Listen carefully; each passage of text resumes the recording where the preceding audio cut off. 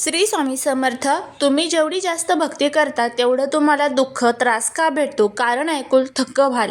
काही लोक जेवढी जास्त भक्ती करतात तेवढंच त्यांच्या घरामध्ये दुःख त्रास आणि कष्ट वाढत असतात. असं का होतं? हे जास्तीत जास्त लोकांसोबत होत असतं. जे लोक जेवढी देवाची भक्ती करणारे असतात ते देवाची कृपा प्राप्त करू इच्छितात. अशा प्रकारच्या लोकांसोबत जास्तीत जास्त अशा प्रकारच्या अडचणी येत असतात. त्यामुळे त्यांच्या घरात दुःख त्रास आणि क्लेश वाढण्यास सुरुवात होते. नवरा बायकोमध्ये सतत भांडण होणे, तर कधी कधी त्यांच्या नात्यामध्ये कटुता येत राहते. तर असे का होते? जो देवांची भक्ती करतो त्यांच्यासोबत असे का होते? या उलट पूजापाठ करणारा त्यांच्या घरात तर नेहमी सुख समृद्धी असली पाहिजे, आपापसात प्रेम भाव असायला पाहिजे आणि घरामध्ये आनंदाचे वातावरण असायला पाहिजे. मग असे उलट का होते? यामागे कोणती कारणं असतात ज्या कारणाने तुम्ही दुर्लक्ष करतात? तुमच्या घरामध्ये अशा समस्या अडचणी निर्माण होण्यास सुरुवात होते. कोणकोणत्या त्या चुका असतात? चला तर मग आपण त्या चुकांविषयी जाणून घेणार आहोत. तर ह्या व्हिडिओला लक्ष देऊन ऐका, कारण की जे खूप महत्त्वपूर्ण माहिती आहे तुमच्यापर्यंत पोचलेली आहे. पहिली गोष्ट म्हणजे आपण देवाकडे सतत काही ना काही मागत असतो आणि आपण केलेल्या भक्तीचा बॅलन्स कमी होत असतो. मग अशा वेळेस आपली एखादी इच्छा अपूर्णही राहते. मग मग त्यावेळी आपल्याला देवावरचा थोडासा विश्वास कमी होतो. आपण भक्ती एवढीशी करतो आणि देवापुढे एवढी मोठी गोष्ट मागतो आणि आपली इच्छा पूर्ण न झाल्यामुळे आपल्याला थोडासा कुठेतरी देवाचा राग येतो. असे करणे चुकीचे आहे. देवावर पूर्ण विश्वास ठेवला पाहिजे. देव करतो ते चांगल्यासाठीच करत असतो. आपल्या देवावर एवढा विश्वास पाहिजे की देव माझ्यासाठी करत आहे, हे असं आहे तर ते चांगलंच आहे आणि माझी इच्छा पूर्ण झाली नाही तरीसुद्धा देवाने माझ्यासाठी चांगलंच काहीतरी नियोजन केलेलं असेल असा विचार करावा. दुसरी गोष्ट, देवाला आपली परीक्षा बघायची असते. दुःख येणार, अडचण येणार, अनेक समस्या उद्भवणार, तरीही आपण देवावर किती ठाम विश्वास ठेवतो हे देव बघत असतो. देवाला आपल्याला काही खूप द्यायचं असतं, पण त्यासाठी यामध्ये किती संयम आहे याची परीक्षा घेत असतो. देवालाही आपला उद्धार करायचा असतो, म्हणून देव आपली परीक्षा बघत असतो. या उलट आपण असं केलं पाहिजे की आपली अडचणी वाढल्या की आपण देवाची भक्ती अजून वाढवली पाहिजे. म्हणजेच मग देव आपली त्या समस्येतून आपली सुटका नक्कीच करत. शेवटी देव आपल्याकडून कर्म भोगून घेत असतो आणि नंतर आपल्याला सुखाची प्राप्ती होत असते. तिसरे कारण म्हणजे तुम्ही सतत बदलून बदलून देवांची भक्ती करत असता, जे की कधी कधी या देवांची भक्ती केली, कधी कधी तुम्ही हा नैवेद्य दाखवला, कधी कोणत्या दुसऱ्या गोष्टीचा नैवेद्य दाखवला, कधी कोणा भक्ताकडे गेला, कधी तुम्ही कोणत्या पंडिताकडे गेला, तर त्याने तुम्हाला आता हेच करण्यास सांगितले आणि म्हणून तुम्ही आता त्या प्रकारे करू लागला आहेत, तसेच वागू लागला आहेत. आपल्या अशा प्रकारच्या वागण्यामुळे आणि अपूर्ण ज्ञानामुळे आपल्या आयुष्यात आपणच आपल्यासाठी आणखीन समस्या व अडचणी निर्माण करत असतो. तर या सर्व गोष्टी करण्यापूर्वी खूपच विचारपूर्वक लक्ष ठेवले पाहिजे. तर कधीही कोणा एकाच देवाची अंतःकरणापासून श्रद्धापूर्वक पूजा करावी.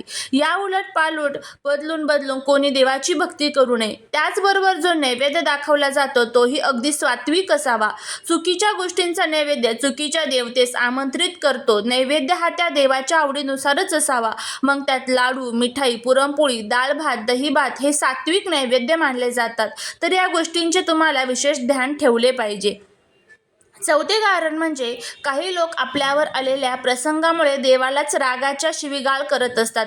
काही देवता क्रोध होत असताना त्यानंतर तुमच्या घरामध्ये समस्या निर्माण होत असतात.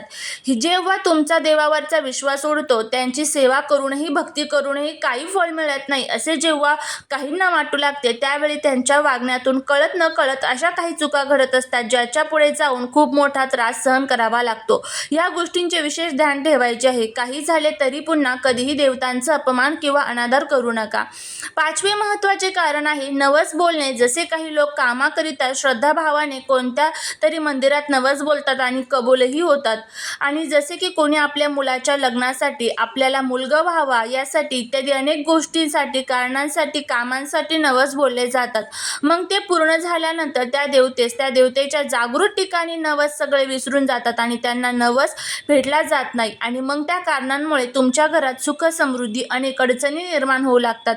कारण त्या देवांचे वचन त्या कामाच्या पूर्तीसाठी बांधील असते. मित्रांनो, इथे एक गोष्ट लक्षात घ्या की देव म्हणजे जो देतो तो देव हे विधान सत्य आहे. कारण देवता जी आहे अशा गोष्टीची सुरुवात तुम्हाला स्वप्नाच्या माध्यमातून अशा गोष्टींचे संकेत देत असतात. तरीही आपण त्याकडे दुर्लक्ष करत असतो आणि आपल्याला समजत नसते. त्यामुळे ते आपल्या बुद्धीशी विचलित करतात. तरीही आपण समजत नाही. पुढे अशा प्रकारच्या अनेक अडचणी आपल्यासमोर उभ्या करतात, जेणेकरून की आपल्या देवतांच्या शक्तीचा आपणास पुन्हा स्मरण व्हावे आणि आपणास त्यांचा विसर पडता कामा नये. तसेच आपल्या पितरांची आणि कुलदेवतेची पूजा अर्चना न करणे, त्याची सेवा न करणे ही अत्यंत महत्त्वाचे कारण असून आपणास अनेक घरगुती समस्या व अडचणी सामोरे जावे लागते. बऱ्याच वेळा बरेच जण अशा प्रणही घेतात आणि काम झाल्यानंतर चहा सोडेल किंवा मग माझे काम झाल्यानंतर मी गोड पदार्थ खाणार नाही आणि त्यांची इच्छा पूर्ण झाल्यानंतर मात्र या गोष्टी विसरून जातात. इच्छा पूर्ण झाल्यानंतर कधीतरी कोणीतरी आपल्या चहासाठी खूप आग्रह करतं आणि मग आपण चहा घेतो. आपण देवाला वचन दिलेलं असतं आणि आपण वचनबद्ध राहायला हवं. आपण विचार करतो ही माझी तरी इच्छा पूर्ण झाली, मग आता एकदा चहा पिला तर कोणता मोठा पर्वत तुटणार आहे, हे चुकीचे आहे. पुढील महत्त्वाचे कारण म्हणजे एकीकडे आपण भक्ती करतो, देवधर्म करतो, अनेक सेवा उपवास करतो, तसेच देवांचे नामस्मरण करतो, तर दुसरीकडे आपण जर दुसऱ्या लोकांबद्दल वाईट चिंतत असो किंवा ईर्ष्या करत असतो, दुसऱ्यांची वाईट हो असे आपल्याला वाटत असेल, तरीसुद्धा तुम्हाला सेवेचे फळ मिळणार नाही. तुम्ही कितीही देवदेव करा, देवांची कृपा तुम्हाला प्राप्त होणार नाही. त्यामुळे तुम्ही जरी रोज पूजा केली किंवा रोज पूजा केली नाही तरी तुमच्या मनात लोकांविषयी चांगले मत असले, दुसऱ्याचे चांगले व्हावे अशी मनात इच्छा बाळगत असाल, दुसऱ्याचे चांगले झाले की तुम्हाला आनंद होत असेल, तरी तुमच्या छोट्या का होईना इच्छा पूर्ण होतील. पूजेने देव तुम्हाला प्राप्त होतो. पुढील कारण म्हणजे तुमच्या घरात येणाऱ्या व्यक्तीचा आदर करत नसाल तरीसुद्धा तुमच्यावर देवाची कृपा होणार नाही. तुमच्या घरात येणारा प्रत्येक व्यक्ती तुमच्या घरातील पाणी पिल्याच्या जाऊ देऊ नका. त्यामुळे त्यांच्या मनात तुमच्याविषयी भावना तयार होते. त्या सकारात्मक भावना असतात. त्याचा जो आशीर्वाद असतो तो आपल्याला मिळतो आणि आपल्यावर देवाची कृपा होते. जर तुम्ही तुमच्या घरात येणाऱ्या व्यक्तीचा मान करत असाल तर त्याच्या मनातील सकारात्मक भावना वाढत असतात आणि आपल्याबद्दल त्यापर्यंत पोहोचत असतात. हीच भावना जर नकारात्मक असेल, मग तुम्ही कितीही देवदेव करा, कितीही भक्ती करा, तुम्हाला पूजेचं फळ मिळणार नाही. पुढील गोष्ट म्हणजे जर तुम्ही देवांची भक्ती करत असाल, कितीही देवदेव करत असाल, उपासना करता, पण तरीही तुम्ही तुमच्या घरात अस्वच्छता ठेवत असाल, तरीसुद्धा देवाची कृपा होणार नाही. लक्ष्मी तुमच्या घरात प्रवेश करणार नाही. लोकांच्या घराबाहेर चपलाचे ढीग असतात. चपला दारिद्र्याचे प्रतीक आहे. घरातील चपला कायम कशाही अस्तव्यस्त पडलेले असतात. त्यामुळे सुद्धा माता लक्ष्मी घरात प्रवेश करत नाही आणि आपल्याला देवाची कृपा प्राप्त होत नाही. तुम्ही कितीही भक्ती केली आणि तुम्ही या बारीक सारीक गोष्टींकडे लक्ष दिले नाही तर तुम्हाला तुमच्या उपवासाचे फळ मिळत नाही. कारण अस्वच्छता असते तिथे लक्ष्मीचा वास नसतो. ज्या घरात स्वच्छता असते तिथे लक्ष्मी वास करते. म्हणून ह्या गोष्टींकडे लक्ष द्या. तसेच त्या घरात अन्नपूर्णा मातेचा सन्मान केला जातो. त्या घरात लक्ष्मी मातेचा वास कायम असतो. बऱ्याच घरांमध्ये अन्न राहते ते कचऱ्यामध्ये टाकले जाते. त्यामुळे अन्नपूर्णा मातेचा अपमान होतो. अन्नपूर्णा मातेचा अपमान जर झाला तर लक्ष्मीचा अपमान होतो. अशा घरात लक्ष्मी प्रवेश करत नाही. त्यामुळे आपल्या घरात अन्न वाया जाणार नाही याची काळजी घ्या. तुमच्या घरात अन्न शिल्लक राहिले तर एखाद्या कुत्र्याला किंवा गायीला खायला द्या, पण चुकूनही कचऱ्यामध्ये टाकू नका. ज्या घरात अन्नपूर्णा मातेचा अपमान केला जातो त्या घरात लक्ष्मी आपोआप प्रवेश करते. मग तुम्ही कितीही पूजा करा, उपासना करा, तुम्ही जर तुमच्या घरात अन्न वाया घालवत असाल तर तुमच्या उपासाची फळ तुम्हाला मिळणार नाही.